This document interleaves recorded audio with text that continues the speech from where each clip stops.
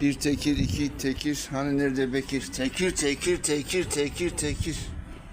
Ya bu harbiden Keras olsa gelen tekire benziyor ya. Gel piş. Gel. Kapyan gel. Papyon giymeyen kapyan. Gel. Papyon da kelebek demek zaten ya. Kelebekle ne işin olur değil mi? Papyon kovalayan tekir misin sen? Küçük tekir, büyük tekir. İkisi bak aynı hizada oldu arkadaşlar. Çok iyi oldu. Küçük tekir, büyük tekir. Ha, burada da şey var.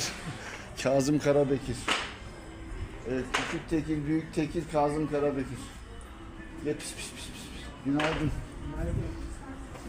Bu siyah, gözleri güzel olan Kazım Karabekir işte.